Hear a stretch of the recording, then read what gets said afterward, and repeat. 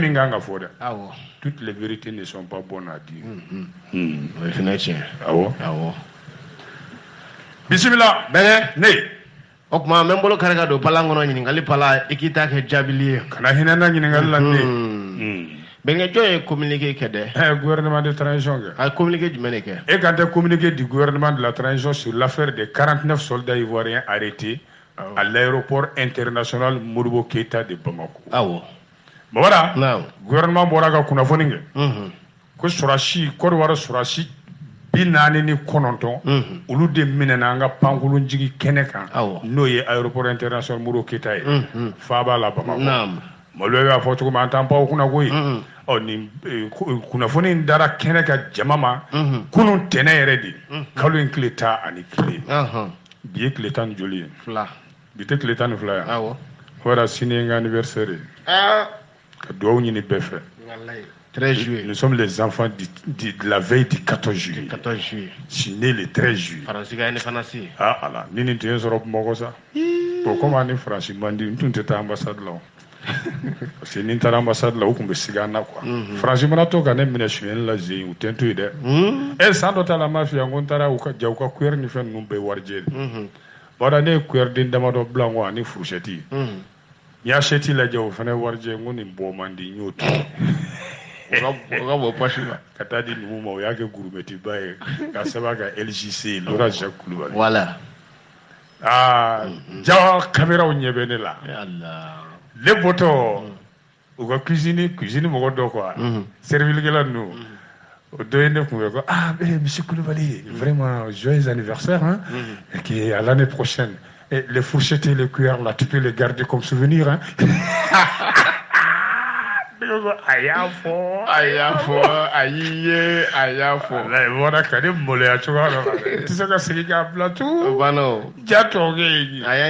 Que les cuillères et les fourchettes là, que tu as là, tu peux les garder en souvenir. C'est très important. À l'année prochaine. Merci beaucoup. Et comme on coupe bien zone hein. Ne m'a offert quoi Allah akbar. Bon. Ne me fait ko nya do nya yi kono. Vidéo gala de ma fogo irishuga machine de be kwali mimbi kono ka ba yi. Waradar de be mulo quoi. Be waradar cha ay bitar soro da. O de kumene kono. Mais sinda ga foto ko Allah akbar. Sidi a fo mi mbala iba. Iwo benge zuma ngo benge zundi.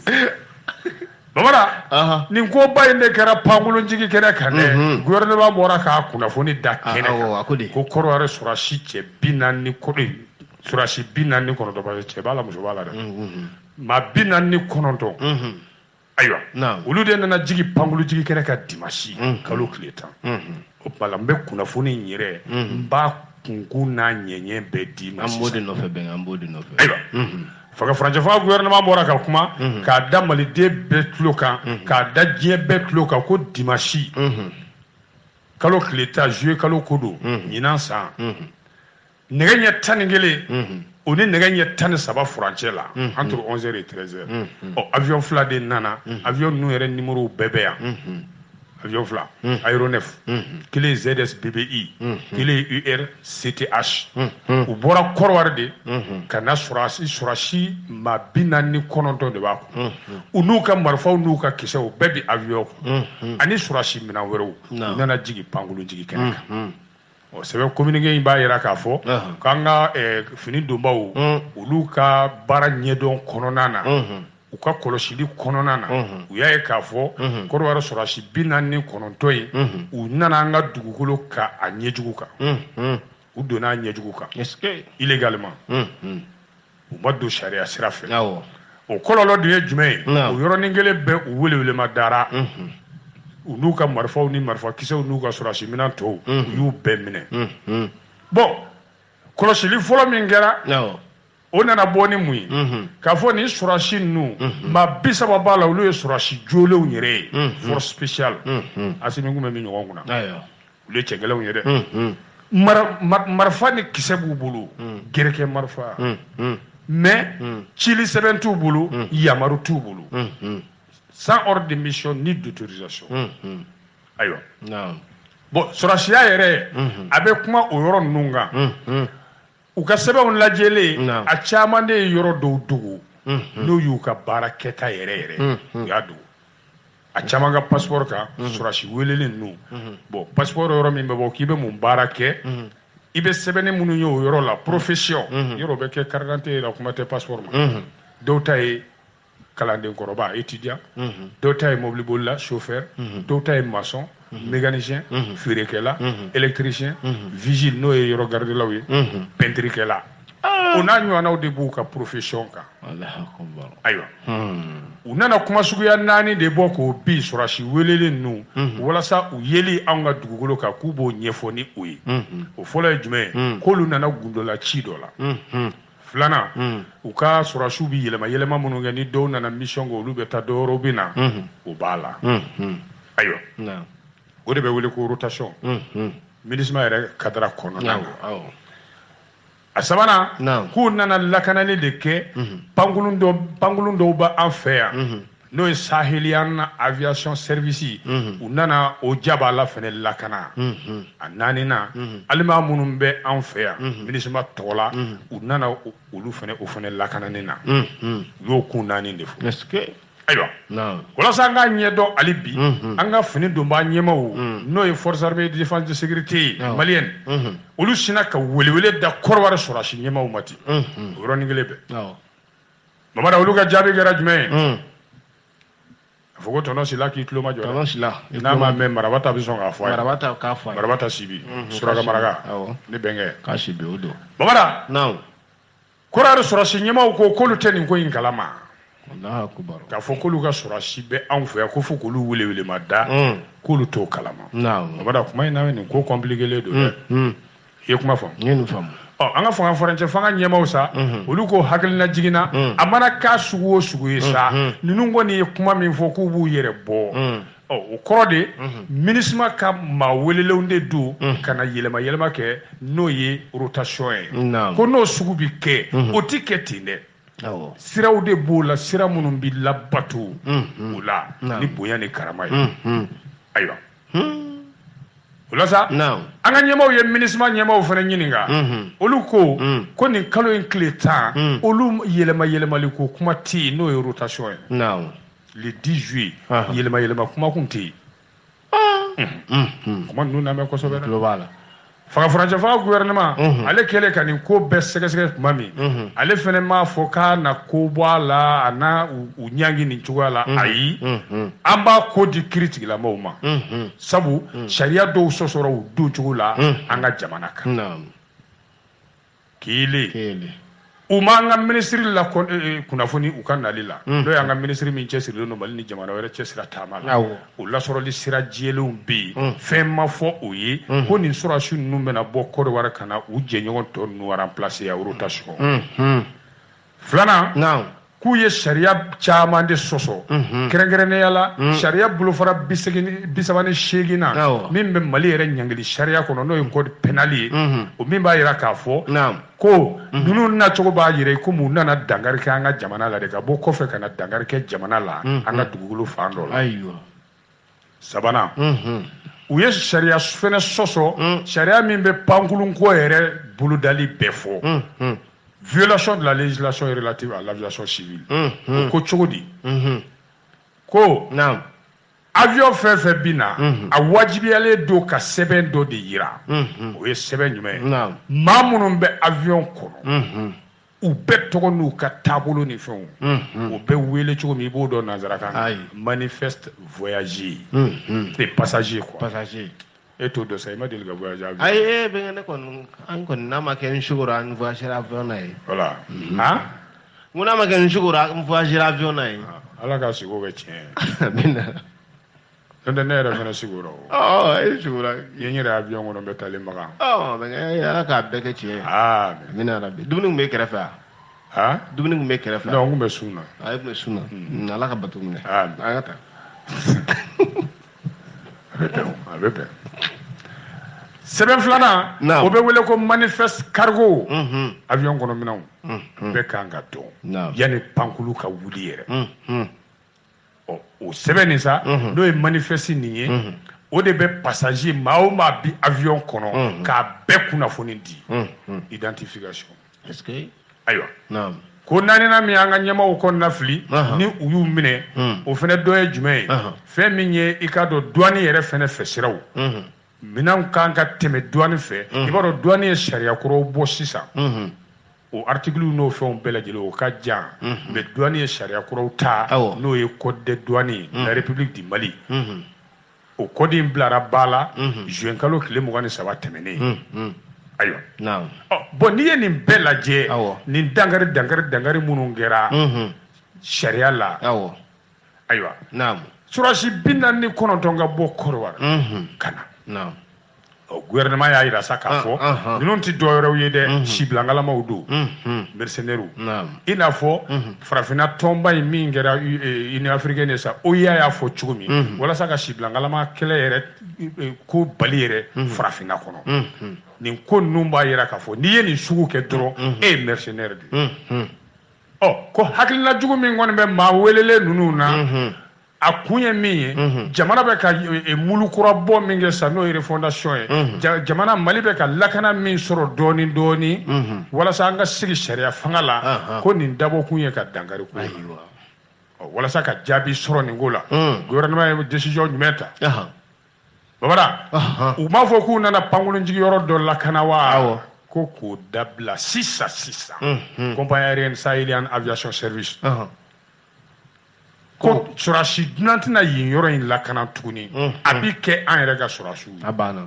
sisan avec effet immédiat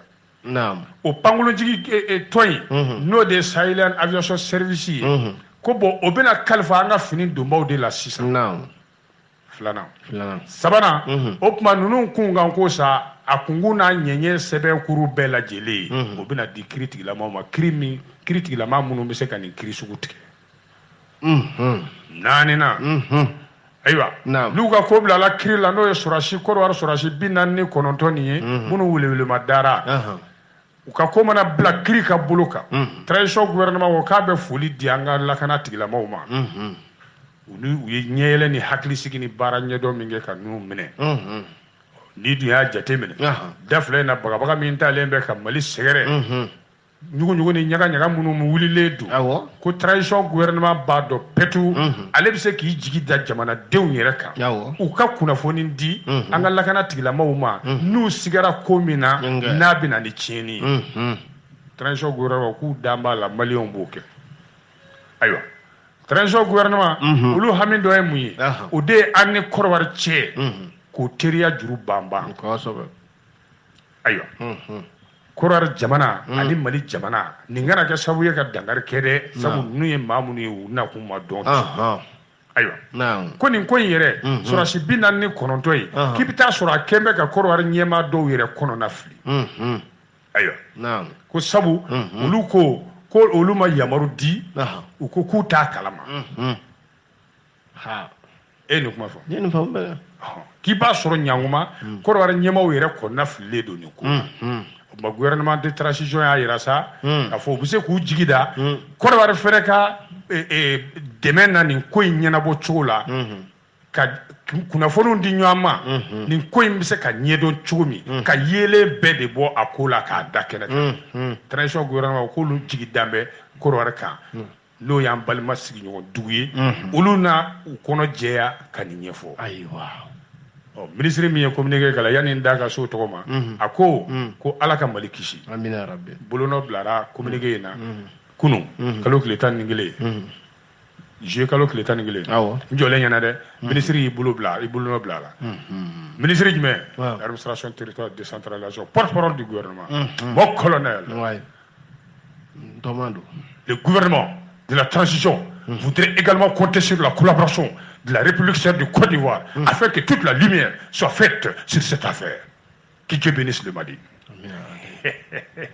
Daga tu daje daga daga colonel Maïga. Que colonel est ni blaga frono. Ni que colonel est sans ami blaga kele da. Mon colonel Maïga tata. Allez que la ministre gabon. Non non, ne fera que la ministre mais tonga bureau. Voilà tu. Ou bien. Dengan ala kan ko Babara nin tɛ ko denni yɛrɛ benge memo chara nambora gafe kono ningun na benge kuma chara no ka chane be kanga rezo gushi nindo na dia dogo ni na dongodu ibado bismillah ne kon njoro be mina sa benge ala ka kuno wa na ugana nugu be surasi nunu be mara yoro kilina de sa ka bengo ka surasi nunu yana ko be tani ku kla de babara kata dobla e fi kata dobla ego mu na la den sugu do dima kama ko toka ibeta bonese mamuna sande aisa ku mara ku do doro le bara ne ka so ere so ya kono do dite hali gabugute hali kena manyaga makuri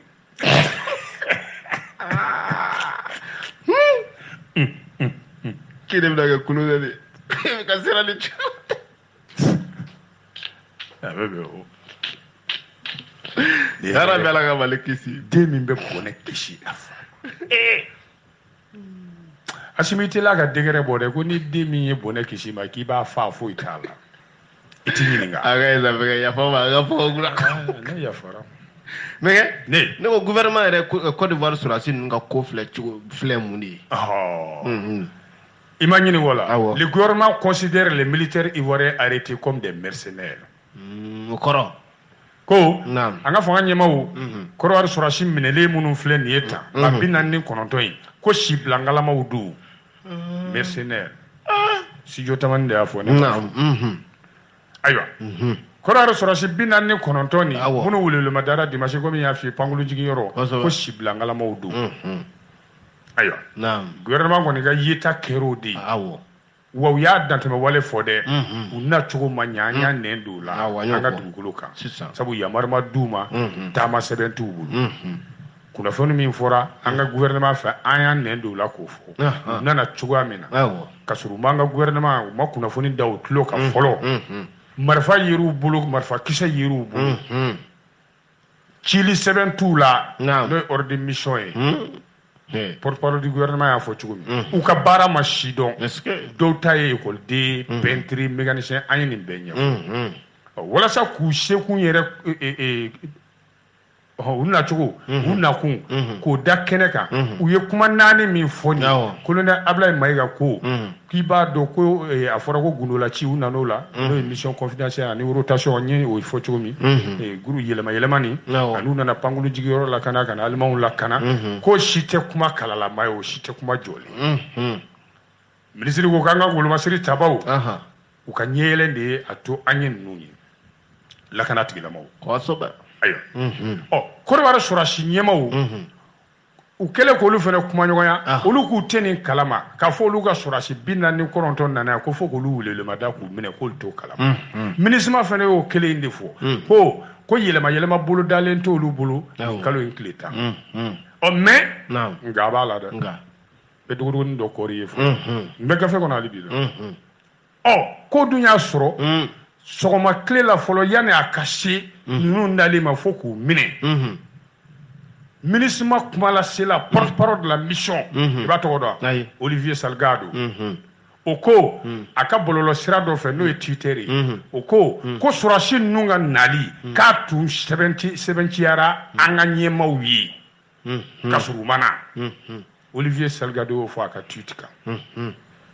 aka tuiter ka mais c'est aka toka un peu plus tôt dans la journée le porte-parole de la mission Olivier Salgado a affirmé dans un tweet que l'arrivée de ces soldats avait été préalablement notifiée aux autorités maliennes.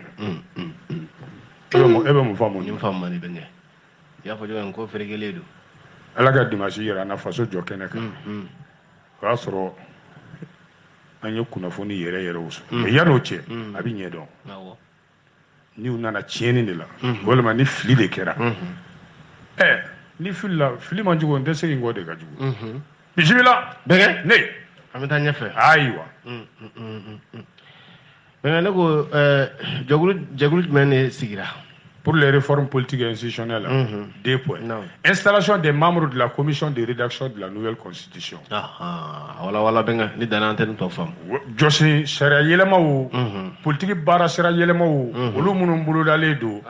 Jekulu min sugandira k'u ka kan ka hakili jagabɔ kɛ ka jamana jɔsen sariya bakura dilan olu de sigira u sigiyɔrɔw la u bɛna ca daminɛ ayiwa majorité de y'a fɔ ala ka u bɛn ni hɛrɛ k'u bɛn ni sababa ye an ka camancɛ fanga ɲɛmaa i t'o dɔn wa ayi n den min ka fisa ni den bɛɛ o tɔgɔ i kɔrɔkɛ tɛ dɛ awɔ n den kɔni don nka i kɔrɔkɛ tɛ n y'a faamu son excellence le colonel Assimi Goïta fils de Laurent Jacques Goïta chef de l'état jamanakuntigi don an ka jamanakuntigi don o tuma ne y'a mun ye e ma ko k'e den don wa a ye den don mɛ anw de ka jamanakuntigi don a fɔ jamanakuntigi fa oui b'an cogo la b'a jatigila cogo la dɔgɔpiri lo wa voilà dɔgɔpiri lo cɔgɔ ka di wa sipi bi y'o fɔ y'a kunkun na o ye senufɔkan ye cɔgɔ ka di wa kojugu ni da fa la mais miyankaw ka ko sa wulusogo ko in de sa o de y'a to n tɛ kɛ Goyita ye quoi u yɛrɛ ɲuman ko bani guja bon mamada malo kini ka di miyanka ye ni dumuni bɛɛ i ko ten minɛ malo ko tellement malo ka di miyanka ye miyanka bɛ malo wele miyanka kan na e b'a dɔn ko ma yɔrɔ fɛn tɛ diya mɔgɔ ye k'i ba bɔ dɛ ma malo tɔgɔ de ma miyanka kan na ma ka di Assimi ye dɛ ma Bamada n'an donna sɛbɛ kuma la an ka don jɛkulu min kan ka jamana jɔse sariya kura sɛbɛn u sigira u sigiyɔrɔ la alhamdulilayi ala ko bɛn jamanadenw ka hɛrɛ n'u ka lafiya ye o la sa kuluba yɛrɛ ye tɔnsigi soba in kɔnɔ ye a kɛnɛ kan premier ministre tun bɛ yen CNT ɲɛmaa tun bɛ yen ministre min cɛsirilen don Mali mulukura bɔ la ani jamana jɔse sariyaw ni ɲɔgɔn cɛ kuma la ale tun bɛ yen ani gouvernement maa caman an dafalen tun bɛ yen ayiwa Assimi ye kuma ta a ko sɔgɔmada in na kun min an filɛ nin ɲɔgɔnya jɛrɛni min na hali ni a kanko man bon kosɛbɛ nka kɔrɔba de b'a la jamanakuntigi ko ten a ka kuma daminɛ na a na kuma fɔ k'a jɛya cogo min a ko an filɛ nin ye nin ɲɔgɔnya jɛrɛ min na nin bɛɛ ye foroba kumalasigi min kɛra o baara boloda siraw de don n'o ye Assise nationale de la refondation ale bɛ Assimi ka kuma kɔnɔna na a ye hakilinajigi kɛ ko jɔsen sariya kɔrɔ min bɛ yen n'o ye constitution 92 ye yan'a ka o yɔrɔ gɛlɛya ni o yɔrɔ minnu man ɲi k'i nɛn don olu la kosɛbɛ dɛ a ko yɔrɔ dɔw b'o la olu de taamacogow ma ɲa jamana jɔsen sariya in yɛrɛ ani kura de ka kan ko sabu san caman ale de bɛ yen n'o ye 92 ta ye ko n'o tɛ bolokun sinna Mali la san caman ko Mali ɲɔgɔn jamana ka dɔgɔ bɛɛ fangako la farafinna pendant plusieurs années le Mali était cité comme un exemple de démocratie en Afrique Assimi ko ten a tilala ka na jɛya tuguni ko sanw bɛ ka na cogoya min na jamana jɔse sariya fana nana yɛrɛ yira k'a fɔ a yɔrɔ dɔw dɛsɛlen don n'o de nana ni siraw tigɛli ye k'u ni ɲɔgɔn cɛ hali jɔse sariyaw ni ɲɔgɔn cɛ siraw commencera ka tunu sabu kokuraw nana diɲɛ kɔnɔ o tuma k'an bɛ yɛlɛma o kokuraw nɔfɛ ayiwa Assimi ma dan o ma dɛ a ko walasa ŋaniya min sirilen filɛ nin ka jamana jɔse sariya kura sɛbɛn Mali tɔgɔ la jamana ɲɛmaa ko k'ale ye décision ta ka jɛkulu in de sigi o jɛkulu maa ninnu sugandira u ka kodɔn na an'u ka baara in ɲɛdɔn na an'u ka fasoden ɲumanya la an'u ka laadiriya u taara o de katara kɔnɔna la o kelen ka maa ninnu sigi u ka baara la sa n'o ye commission maaw ye Assimi ko n bɛ kalo 2 di aw ma aw ka baara nin kɛ ka na gafe bɔ k'a yira n na jamana jɔse sariya kura kalo 2 wa n bɛ min gɛlɛya aw ma a k'aw jija maliden bɛɛ lajɛlen ka hamiw ka sɔrɔ a kɔnɔ dɛ parce que n'aw tilala sisan an bɛna ta k'a yira malidenw na k'o kɛ foroba kalafili ye i bɛ foroba kalafili dɔ tubabukan na référendum ayiwa maa min kɛra tɔn in ɲɛmaa yɛrɛ ye n'o ye commission in ɲɛmaa ye Fuseni Samake président de la commission ale y'a yira k'a fɔ ko nin kɛra bonyaba de ye ale ni nin jɛkulu maa bɛɛ lajɛlen bolo olu sugandira ka bila k'u ka jamana jɔse sariya kura dilan walasa ka jamana mulu kura bɔ transition o bolodali min kɛ k'i bolo ɲɛsin olu ma k'a kɛra bonyaba ye u ma alisa Fuseni Samake ka kuma don dɛ ko ka jɔse sariya kura dilan Mali la ko nafaba de bɛna ye o la ko walasa ka taamasen kura don an ka jamana kɔrɔ ko y'a kun belebele dɔ ye ayiwa jamanakuntigi hali bi a kɔni y'a ɲini jɛkulu maa ninnu fɛ k'u k'u hakili to a la n'u bɛna jɔsi sariya kura in dilan maliyɛnw hami u ka sɔrɔ a kɔnɔ dɛ a yir'u la fɛnɛ k'u ka maa bɛɛ lamɛn groupes sociaux professionnels différentes sensibilités politiques u k'u bɛɛ lamɛn Assimi Goïta ko k'ale ma siga fiyewu nin sira min taalen filɛ nin transition fɛ ko jɛkulu minnu kan ka jɔsi sariya kura in dilan u bɛna birikiw da a ko la biriki min ni maliyɛn bɛɛ b'i yɛrɛ ye a la k'o bɛna kɛ jɔsi sariya ye fangaba bɛ min na hali politiki kɛlɛw k'o nu a bɛ kɛ sababu ye k'o bɛɛ ban pewu jɛkulu in sigi yɔrɔ la sa a kɔni kun cɛra ni min ye Assimi de ye lɛtiri bɔ n ti nkalon tigɛ dɛ nkalon in ma haramu ka lɛtiri bɔ a ko animateur tɛ yan wa n m'an yɛrɛ yira dɛ n m'an yɛrɛ yira Sogɛli de ko mais Laurent il est animateur c'est mon petit frère il est animateur là Laurent le président t'appelle a ne ko n ko n m'a mɛn o kɔrɔ ko mais ko animateur bɛ yen ka tɛmɛ Laurent yɛrɛ kan Laurent jamanakuntigi de k'i wele nin kɛra bi sɔgɔmada na Kuluba ye e kuma bɛnkɛ nana o la cogo di avion personnel cɛ bɛnkɛ tiɲɛna Siri recommandation ka bɔ o lafiyabaw la k'i yɛrɛ sɔrɔ wulada na ko dɔn kibaru n wɔsilenba ventilo yɛrɛ jɔlen don olu a y'u wele tɔn in yɛrɛ n'o ye commission in président ye a ye bataki d'a ma n'o ye lettre de mission ye n y'aw bila ci min na a bataki filɛ nin a ye nin lajɛ aw k'a dilan kalo 2 mago b'a la a ko yɛrɛ tɔ bɛɛ kun cɛra ni min ye o de ye denbaya photo ye jama ka jɛ ka photo ta an maa fɛn bɛɛ tun bɛ kɛnɛ an y'o ta u y'o ta ɲɛnajɛ ko k'an y'o ta ok ne ko ten n k'aw y'o ta e ma fili nka i ye nkalon de tigɛ ne kun tɛ yen wala nin kunnafoni in bɔra jamana ɲɛmaayaso yɛrɛ banna bɛnkɛ bisimila bɛnkɛ Général Cissé denw ka ko bɛ dakun jumɛn na Général Cissé u bɔ ɲɔgɔn na Général Cissé o ka ca dɛ yɔrɔ i kan tɛ i kɔrɔkɛ ma n'o ye Chatou denkɛ fɔlɔ ye ayi ka da Général Ablaye Cissé gouverneur de la région de Koutiala ale tɛ ale ye n denkɛ fɔlɔ ye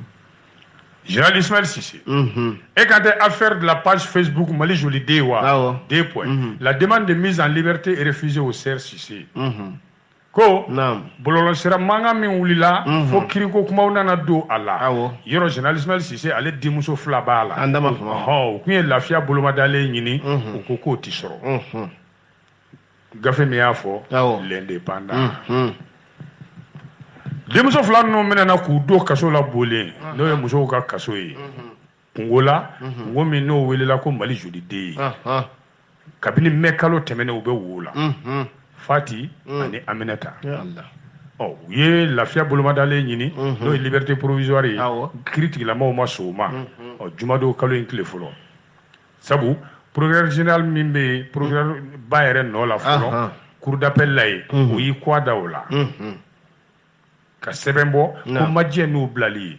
o tuma u tɛ se ka bila ayiwa o kunnafoni nana da kɛnɛ ka jɔnni fɛ filaden ninnu ka avocat yɛrɛ n'o ye Général Cissé denmuso ye i b'u ka avocat dɔn ayi i t'a dɔn ne t'u ka avocat dɔn dɛ min bɛ k'u défense donc ala ni wari ko b'a la a lajɛ ni wari ko b'a la bon wari ko b'a la sa nka n tɛna n yɛrɛ don nin ko la ne tɛ Mali Joli Den ye ne ye Mali vilain den ye de Maître Cheikhoubar Konare ale ni Aminata cɛ yɛrɛ de tun bɛ ɲɔgɔn fɛ furuba baro la n'o ye kuma ɲɛfɔ ye kunnafoni dira olu de fɛ avocat ko ale ka client n'o ye Cissé muso ninnu ye k'u nɔ minɛna brigade d'investigation judiciaire de fɛ bi jɔnni ka yamaru kɔnɔ parquet commune 4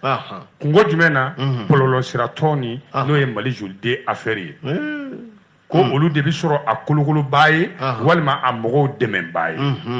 k'u nɔ bɔra o de la ayiwa ni dun y'u ka avocat lamɛn u minɛnen k'u to kaso la yen walima k'u bila ka sɔrɔ sira foyi ma yiriw la k'u nɔ bɛ ko la k'o man ka kɛ kumaba ye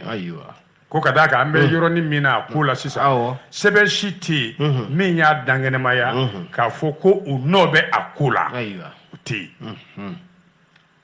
avocat nana mun fara ka tugun a ko communicatif tribunal a affaire kun b'o de bolo u y'a minɛ o la k'a di commune 6 tribunal ma jɔnni ka yamaru kɔnɔ procureur de la cour d'appel ko sabu ko infraction c'est-à-dire dantɛmɛwalew b'a ko kɔnɔ min b'a to commune 6 kiriso in n'o ye police judiciaire ye ale de ka baara ɲɛsinnen bɛ o ma o dɔ ye jumɛn ye ka dantɛmɛwale kɛ k'i to Mali kɔfɛ ka tiɲɛni kɛ Mali kɔnɔ crime transfrontalier ayiwa dantɛmɛwale o yɛrɛ terrorisme ani ka wari nɔgɔlen ko k'a jɛ blanchiment d'argent ko bɛɛ bɛ nin ko kɔnɔ ko donc kiriso min n'a ka kan o de ye commune 6 kiriso o de y'a to ninnu kungo dira o ma n'o ye Siselakaw ye o la o juge min bɛ yen n'o ye juge d'instruction ye ko sɛgɛsɛgɛla kiritigi ale y'u ɲininka Mamada kabini nɛgɛ ɲɛ 11 sɔgɔma fo ka taa bila safo magɛn na nɛgɛ ɲɛ 19 a bɛɛ k'u sɛgɛsɛgɛ o sɛgɛsɛgɛli bɛɛ de kɔfɛ ale ko k'u ni lafiya bolomadalen ka kan ko yanni u ka kiiri don cɛ ayiwa procureur général commune 6 o de y'o fɔ dɛ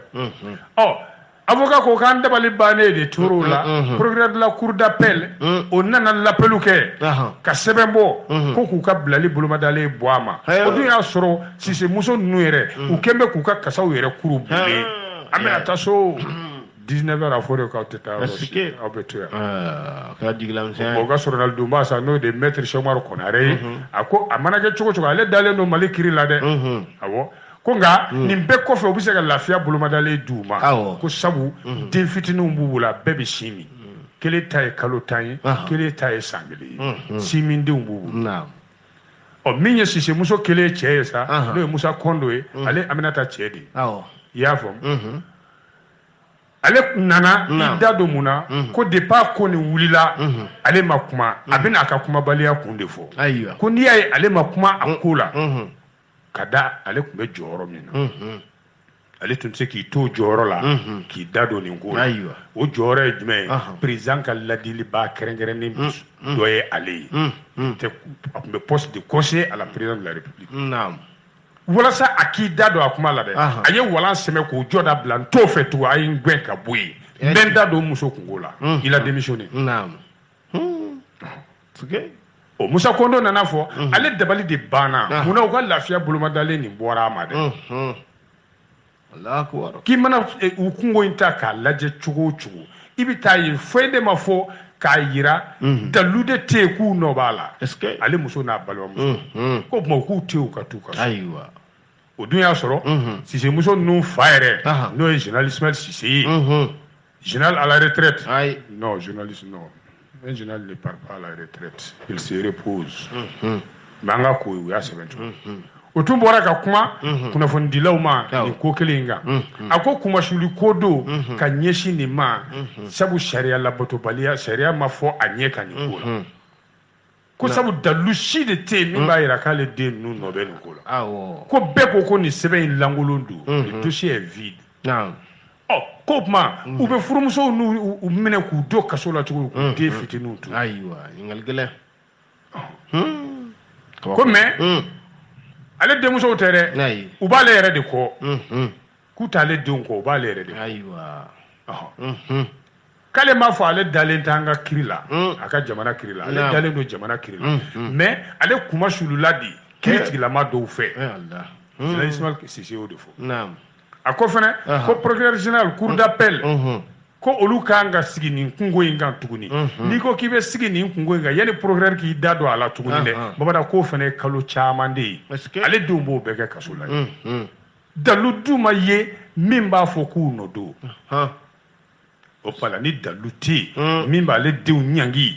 k'u jalaki k'o tuma u k'u bila mais n bɛ segin kɔ dɔɔnin komi e ba Ramatulayi Jalo hakili bɔ ka di i y'a faamu n bɛ sigi n ko dɔɔni ka ko in yɛrɛ daminɛ ni kuntigɛ ye m'a f'i ye n ko bɔlɔlɔsira dɔ de don wa Mali joliden ye kosɛbɛ une page Facebook min kɔfɛ maa dɔw de dogolen bɛ o bɔlɔlɔsira in kɔfɛ ka fara ɲɔgɔn ka tiɲɛni yɛrɛ kama walasa ka nafolo k'a jibi la sɔrɔ ni bagabagali ye ni k'u da don maaw ka adamadenya gundoma yɔrɔw la ni nkalontigɛ ye ni nɛnni ye ni ka maaw ka ɲɛda ta k'o bila u yɛrɛ ɲɛda la ani ka proxénétisme ka cɛ ni muso y'u ka cɛ ɲini ka di muso ma walima ka muso ɲini ka di cɛw ma bɔlɔlɔ sira fɛ u y'o bɔlɔlɔ siranin fɛnɛ dayɛlɛ o de ye jarabi.com i kabakun e b'o la mais tiɲɛ an bɛ dan jarabi.com ayi ne tɛ Facebook kan yɛrɛ bɛnkɛ téléphone Android tɛ n bolo téléphone Android yɛrɛ tɛ ne bolo yɛrɛ n'i ko k'i bɛ jarabi.com kan a b'i tɔgɔ di Ture ma n'a bɔra i ji la affaire yɛrɛ tɛ Ture bolo tuguni ayiwa bamananw ka baara y'o de ye k'u bugu bɔlɔlɔsira in kɔfɛ sa bamanan wariko don dɛ donc communiqué tribunal olu de ye nin bɔlɔlɔsira in ye k'a ye tiɲɛni min a bɛ ka tiɲɛni min don maliden dɔw kun ni ka welewelemadaali daminɛ o de kɛra sababu ye général Ismaël Cissé ale denmuso 2 u bɛ wo la donc ala ka ko nɔgɔya bɛn bamanan dɛ bɔlɔlɔsira nin ni b'i kɔlɔsi a la hɔrɔn ko tuma dɔ la dɛ ne bɛ siran yɛrɛ ka bɔ quoi parce que ni ala ye tɔgɔnin dɔ kalifa i la i cogo dɔn dɛ i ye konikɛ bi dɔrɔn photo paw Laurent Jacques bɛn ne yɛrɛ sɔnna maliyɛn o ko sugu la dɛ maliyɛn ne sɔnna maliyɛn yɛrɛ i yɛrɛ kunkan ko bɛn a bɛna lakali ye i t'a dɔn k'e t'a dɔn mais min bɛ ne dusu tiɲɛ nin bɛɛ la mamada i b'a dɔn min bɛ ne dusu tiɲɛ nin bɛɛ la n'i ye ɲuman kɛ u tɛ girin k'o fili bɔlɔlɔsira kan dɛ wa o b'o i ka ɲuman singa ni mɔgɔ wɛrɛ i b'a fɔ ko n'i y'a kɛlen ka nin kɛ dɔrɔn walima dɔrɔn ko i b'a sɔrɔ a ka mɔgɔ dɔ bɛ yan fɛ wa a ka mɔgɔ dɔ de nin ka ɲi voilà mais ni minɛn jɛngɛn'i bolo non miniti 2 dɔrɔn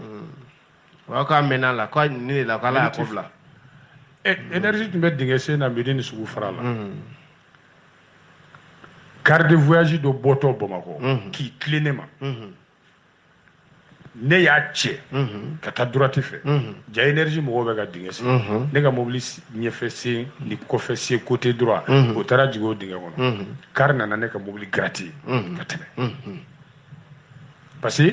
dingɛ tun b'a yɔrɔ la ale kɛtɔ k'o éviter n'ale tun k'a b'a éviter a ɲɛ ma a tun bɛ don ne la de donc fo ne k'a tigɛ dɔɔnin ka taa droite fɛ comme i tɛ mobili boli sa i t'o ɲɛ dɔn quoi a ko k'a tigɛ o bɛ kɛ ni fɛn min kɔni tigɛra kɔnɔ o tugu man di dɛ bon nin tugura bamanan ko dugu jɛli de gɛlɛyara 7h pile ne y'o photo ye Facebook voilà dɔrɔn cɛ ka mobili jɔlen filɛ je te dis n bɔra kalama bɛ ka waati la kabako don o y'a sɔrɔ sira kura dilan siraba dilan bɛ sa a kɛra waati hakili b'a la ne y'a préféré n ka jigin dingɛ kɔnɔ o ka fisa car nin ka ta ɲɛŋɛ a kɛra ala farankan ye quoi a bɛ kɛ cogo di bɛnkɛ ala ka baaraw don ala ka baaraw don bɛnkɛ ne mun kɛra Libi o kɛra ji ye dunni kɛ tugun astagfirullah inna lillahi wa inna ilayhi raji'un 22 Maliens dont 3 enfants morts au large des côtes libyennes bɛnkɛ ni to k'a fɔ bamanankan na babara Malien maa 22 denmisɛnnin 3 b'a la olu de ni tora ji la Libi kɔgɔjida la ye Allahu akbar Allah Wagadu gafe de ye nin fɔ wala kunnafoni de dira i k'a dɔn ko juillet kalo tile 5 Mali gouvernement bɔra k'a fɔ kɛnɛ kan ko Malien maa 22 yera suw la denmisɛnnin 3 b'a la minnu tora ji la Libi u kun bɛ jɛkulu la taama jɛkulu don n'o ye tunkaranke jɛkulu ye minnu bɛ u kɛ kɔgɔji kan an bɛ taa ɲɛɲini kɔfɛ maa 83 ayiwa olu de nana dɛsɛ bawara kabini juillet kalo tile 22 u bɛ kulun kɔnɔ ka kɔgɔji tigɛ fo juillet kalo tile 5 o ye tile joli sisan n'i y'a jate minɛ a bɛ tile 13 bɔ dɛ i y'a faamu mamwani fla maliona ulu shuyera bon bi woroni kele min tura demendo na uluma o demendo no lumunuma malien do bo fene la de o nga anga nyemaw ko ali du be segesegeli la wala saka kuna foni soro awo o ni malien munum bolu la ka tu no fe kana nuye fasula gouvernement ngoni yo laydu ta aka kuna foni ngoni o munu fatura ala ka hinawla ben o mana dalu nyin nefro ko waji dalu wena bolu me dawla mne parce que et ta gochi bangi ko waji la onu be do kulungono ne be boli ko waji sa fe de ema eni balen be kulungal munke nte balen fe kulungala da mo fene fe ne rege rege fe kulungal be balen fe kulungal fe ne rege da fara même rege mayne balen te arama de attaqué o balen ne rebisra rege de bi attaqué no wara ngolu be tugu baton ko arama don te baton sanfɛ ya u be baton gefo jamana ni jamana ko lala ko do be bɔ ka bi jaba min bɛ baton kɔnɔ ko an tɛ bɔ k'an jɔ balkon kan ta ɛlɛ e ma voyager baton kɔnɔ n'o tɛ ne bɔra Canada ka taa Libi baton na Canada Libi mais bɛn ne sira kuntanba ye ka bɔ Canada baton na k'i kunda Libi non n ye dugu jumɛn fɔ e ko k'e bɔra Canada ka taa Libi baton na non n da de fili bɛn ne sira kuntan ye non n da de fili la n bɔra Canada ka na New York parce que wɔlɔ ne tun bɛ donsoya kɛ olu furancɛ ni ɲɔgɔn cɛ ma mɛn e tun bɛ mun kɛ o yɔrɔ ninnu na a ka taa bɛ kɛ ou bien ko ne de tun bɛ donsoya kɛ yan Bamara tunga ma nɔgɔn o de y'a to bada ne bɛ dugawu kɛ tungarankew ye Bamara u bolo nafolo ko tɛ dɛ u bɛ taa ni dusu min u bɛ taa ni dusu min u bɔra ka min t'u kɔ u bɛ tila ka taa min ye u ɲɛ sibilangalama yɛrɛ don quoi sibilangalama don n ka taa ou bien n ka to a la malien fɛn bɛ Libye an b'o fo Kante bɛ yen le lion an b'a fo i bɛnkɛ bɛ yen Kante Bamagan Lasana Sosoko an b'a fo Abubakar bɛ yen Asara bɛ yen an b'u bɛɛ fo Yamadu Yamanɔgɔ n b'u bɛɛ fo an b'u bɛɛ fo bɛnkɛ Layɛrɛ an bɛ foli di Layɛrɛ Layɛrɛ an b'a fo Bamara ka taa Guinée équatoriale ka foli di Togola ma président Togola Kasim Thierno fana Umar Bakar Togola Kasim Thierno an b'a fo Yate Bacili bɛ yen Bamanan waliju an b'a fo Guinée équatoriale malien fɛn fɛn bɛ yen an ka foli b'u bɛɛ an b'u bɛɛ de fo olu kɔni ka jɛ olu ka jamana nin fɛnɛ ne ni ma deli ka sɔn a ye yen sorowara dɛ Guinée équatoriale bɛ kɛ ne yɛrɛ kɔni ne hakili ma sigi ale ko la fiyewu parce que u ka balakawuli ka ca kojugu u mɔgɔ gɛncogo man ɲi cɛ n bɛ min f'i ye u ka sɔrɔsi ninnu ye danger de ye u ti hinɛ dɛ jatigi ninnu dugu tɛ bɛrɛ bɔ dunan minnu bɛ yen o de bɛ dugu ka ko bɛɛ kɛ dugu sanuyali ni fɛnw bɛɛ kɛ Bamada dɛ ka b'olu gɛn jamana damadɔ bɛ yen olu jatigiw e ɲɛ bɛ Guinée équatoriale la kelen Congo Brazza la sutura o sutura bɛ maliyɛnw kan Sassou Nguesso bɛ fanga la dɛ ale bɛ Mali fɛ i y'a faamu a yɛrɛ karamɔgɔ n'a kɔrɔkɛ ba de tun ye Musa Tarawele Ala ka hinɛ a la a ye Babani wele concert la yɛrɛ a yɛrɛ ka palais la Sassou Nguesso k'a sɔrɔ Nangui faga a t'a mɛn bamanankan na i ye kuma faamu donc Guinée équatoriale Congo 2 min ka jugu n'o bɛɛ i b'o dɔn Zambie Allahu akubaru Zambie Lusaka Bamanan ko polisiw bɛ don aw ka fo misiri kɔnɔ i bɛ seli la olu tɛ ka sira tɛ seli ko ni fɛn na u b'i gun k'i to seli la ko passport I come to check your passport hey show me your passport Bamanan n'i bɛ seli la i ka passport b'i sanfɛ poche la de n'i biri b'i bolo d'a kan n'i taara wurukuyu la n'u ko passport dɔrɔn i b'i to seli la k'a bɔ k'a kɛ tan u b'a lajɛ k'a d'i ma i b'a bila i kun n bɛnkɛ bɛ yen o Isufu Sise a bɛ Zambie malien caman de bɛ yen bɛɛ bɛ bɛnkɛ Angola ka jugu n'o fɛnɛ non c'est-à-dire jamana si ma nɔgɔ tungaranke ma quoi o de y'a to ne b'u fo n k'u ni cɛbakɔrɔya n b'u fo ni cɛfarinya Ala ka garizɛgɛ ɲuman d'u ma Ala k'u hakili sigi tunga fɛ awɔ Ala ko dɔn minɛ an bɛ min dɔn an tɛ min dɔn wallahi farafinna ani farajɛla an b'u bɛɛ fo siga t'a la bɛnkɛ ne i ko jɛ bɛn bɛ saga ni ba ye o ende manyina ngoyi ngo je bene do sagala ni baye awo yo era defo ne ngo joye saga joye baye ngo ya fo ka dam mun kan ma fe ko de ci do bon mfana yi jabi ngo joye saga joye baye ni jabi wa hakli boro go be ngima wala si sejuru ni baye yawa sama ge saga mi aga la yake le ambe mu dibiti guma okay est-ce que le ngolo na jere du sinine obi a du si ben clarity dako wala zamzam jila ya fo leke yawa ga la ya et puis ali kungo kono le tere so kono le na ke islamé ke islamé ni bela de ali kama ko sha iba da ga choroba kulugo jara ay jo no stop alt daga kuma fa chogola bon de toute façon kulugo jara ay ga selma fo dia ko nga dima nan la lamba dima benge selma fo nyuma ba ne masama be ne masama ita do mindo benge ni alibi bani ni ngunda taka bara orange money duwa mindo ita do papa ka bon il sera même sama adeta fe ti e juru nchiradi wa tufle de ngone ta fe bege ana gwangene ta fe al haram amadaka ana jewu bonye yambla katabi ntara fu franci ala go sira do ya amina bora jede bene do sagala ni baye bene kuma koro baye de ni be kan fo gadam nga sifa akun faye une dame s'empare du sac d'un commerçant contenant 5 millions. Ko samara wa benga fo bumana nga fa. Ko muso do de flé ka jagokela do ko kasa ko shita million duru de kumbako. Ka baga maka tete. Aju soro ko ta chuko di benga. Dino nyefio. Ebe commerçant do. Ayi. Minta million duru. Menale.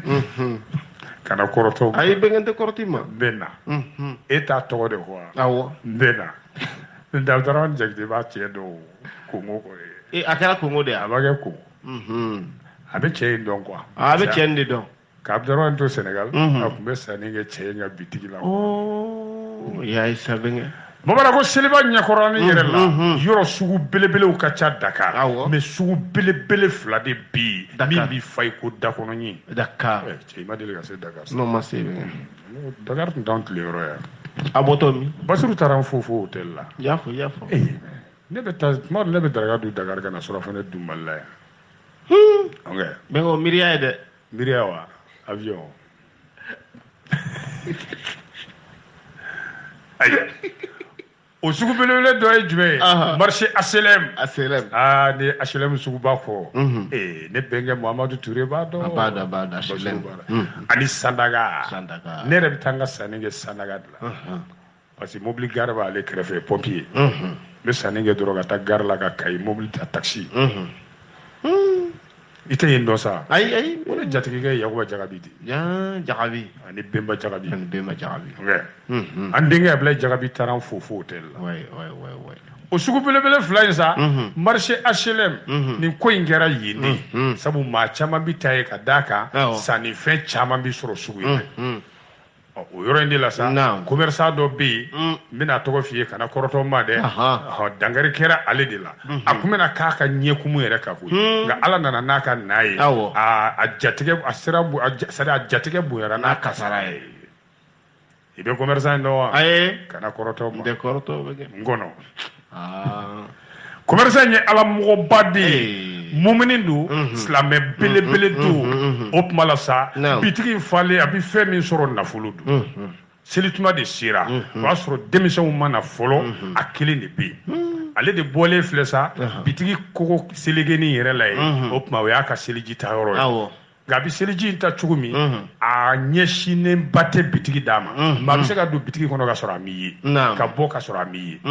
mɛ a ka limaniya bonya kojugu a y'a commerçant in ni Ala ka di fɛn min b'a bolo fɛn min o ma ye n ka yan ma f'i kana kɔrɔtɔ ma bisimila a ka Ala danaya a n'a ka limaniya a b'a ka seliji ko ibe ka ala nyesira ni fem fo bengene odi miri meni ta ba na yani gisa tigi ma ngata ayinde tinya ko ngadi ala ne te ngadi ne kai o fene o te bashi bayo angane kai za o commerçant boy to ko lura jak lura jak ala nyesira safuru la to ko alu kulubali safuru la ma galon te me jole ko yini rage commerçant ga katla ka chrétien to da ka soro mi ka fo ka be seliji tala commerçant ga into Ibra Jokane Basiru baga bitigi yoro do aywa naam muso inde nana ye mate bitigi kono aduna ki yere ke sanigela ka sagi fima do dale duguma ayota naam ya million duru de be sagi ko che ka ikaba ko ika sagi de ngone ne min dado ne makaba be ko mono ayi benga ekono son jale me muso tumena tani nga wari amatana ekon mena nyefi benga commerçant ga sa lura safura alu kulubali angata be kala to ngata ni wari ngata doro hal ni to ko change te bashi wari kana ta muso yota ayo ka bo seleku meleku awo mais muso ka fili kɛra mun ye cɛ ye seliji ta k'i kɛrɛ de jɛngɛ a ɲɛ bɛ muso tatɔ la sagi min bɛ muso in bolo ale ka sagi non mamada seliko ma ɲɛ sɔrɔ sige muso ma bila minɛ cɛ y'a nɔbɔ muso ma boli i tɛgɛ mɛ komi foyi a bɛ tila k'o bɛɛ ɲɛfɔ mamada k'i ka guru kabina bɛ maaw ɲɛna ko fa de bɛ cɛ la k'a bɛ bi muso kan de sugu kɔnɔ fo maaw nana ye nin cɛ ka silamɛya ka bon ma ko dɔ bɛ yen cɛ ko n ka sagi de b'a bolo ka sagi kɛ ta jama ma wari ya k'a y'a ta n ka bitigi kɔnɔ ali commerçant alu kulubali tun ka n'o kɛ aliyu badara sadia i kulubali anba ni nafolotigi i garisɛgɛ bi ka wari la wallahi a ɲinɛna wɔsi la bɛn i sɛgɛnna wari nɔfɛ dɛ k'a miiri nin cogo la tan ni miiriba ne ye fiɲɛ feere yan nɔ ka sanji feere hali sitanɛ feere yan n y'ale n bɛnkɛ feere bɛɛ la ma wari sɔrɔ a bɛ sɔrɔ kana siga la feere ne bɛ kɛ waritigi ye ala sɔrɔ ayiwa jama ko k'u bɛ hi de kɛ muso in kan sa cɛ yɛrɛ laban de nana don jama ni muso cɛ n'o tɛ k'u b'a faa awɔ cɛ ko non a y'a to yen a y'a to yen an ka polisiw wele u ye polisiw wele k'a di olu talen n'a ye commissariat la muso min dala cɛ koyi a ko n tun bɛ tagama la sugu kɔnɔ ne kɔni y'a ye bitigi kɔnɔ mɔgɔ tɛ yen ne fana donna k'an yɛrɛ kɛ sannikɛla ye n ye sagi finman dɔ binnen ne y'o ta kabini ne ye sagi in dayɛlɛ n y'a ye a falen don wari de la a bɛɛ ye bi ye ne fana y'a ta dɔrɔn ka bɔ sɛlɛku mɛlɛku n bɔlen kɛnɛma sa bon n ma sɔn ka boli dɛ n ma yiran walasa maaw kana fɔ ko n bɛ boli la k'i n'a sɔrɔ n ye tiɲɛni kɛ n ye n tagama n fɛrɛ ma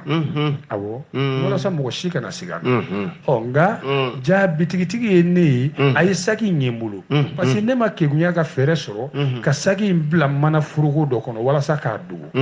walima k'a bila n ka dulokiba kɔrɔ ne kɔni y'a minɛ dɔrɔn ka tagama n fɛrɛ ma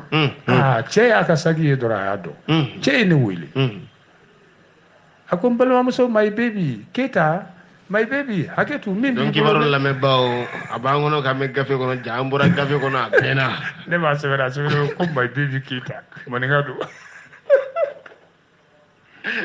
ko n balimamuso my baby a bila yan baby bila ayiwa ko cɛ sina k'a ka saki ye ne bolo n bɛ bɔ min kalama dɔrɔn goro a y'i kɛ n kan jama ko a bɛ hi kɛ ko polisiw n y'a ta de koyi n y'a ta dɛ ayiwa polisiw ko n'a ma ɲɛ i yɛrɛ jɔra a la f'an y'a bɛɛ sɛbɛn e kɔni b'a dɔn suyɛni yɛrɛ bɛnnen don cɛ la ni muso ye o jɛ bɛnnen don saga la ka tɛmɛ ba kan an n'i ka ko di baba Jiji ma n'o y'i kun donni min da i kun o y'i kungo ye dɛ anw tilala an ka baara la bitigitigi ko yala polisiw bɛ se k'a to yen wa polisiw ko ayi hali ni e yafara ka jɛn o ye e n'i ka silamɛya hakiliw ye mais a ye sariya sɔsɔ sabu a ye maa bolofɛn ta ka sɔrɔ a tigi ma yamaru d'a ma sariya b'o ɲangi o tuma o ɲangili bi bɔ a la o da to ngima awo mo jebe ne no bala ni sala ni ba sala ni ba yeah me aka nyangi siasa kana kula sura ni wayra la awo abe nyangi boda muso shweni gela ere de kacha sisa folo che zone tungacha me sisa muso zone kacha benga muso munu be shweni ga sa fere ka bone uma dobo video la sa wati jango la kuma be ba dobo video na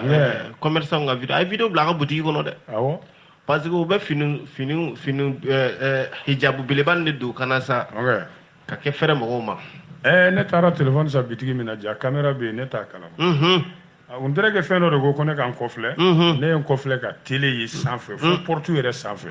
mabada ne ɲɛ bɛ hali minnu bɛ tɛmɛla goudron fɛ i ɲɛ b'u bɛɛ la ne ɲɛ b'u bɛɛ la i ɲɛ b'i yɛrɛ fɛnɛ minnu bɛ tɛmɛna carré kɔnɔ ɲɛ t'o la ɲɛ bɛ n yɛrɛ jɔlen na comptoir la ne ko of i y'a ta cɔ i b'a bila cɔ a ye caméra dɔw ka yɔrɔw la bɛn ko ne i ma an ka carré bɛɛ ne caméra don a bɛɛ la ala ka jɛgɛ ko na fɛn ni caméra don a bɛɛ la i m'a bila wuluwulu kɔnɔ kɔni ne kɔni e tɛmɛ n'i fa la yɛrɛ sa an bɛ bɛɛ fo ka bɛɛ barikada yanni e ka caméra ko ka ɲɛnabɔ o b'a sɔrɔ anw ye dɔ kɛ an bɛ bɛɛ fo ka bɛɛ barikada ni ala ma baasi kɛ sini nɛgɛ ɲɛ 17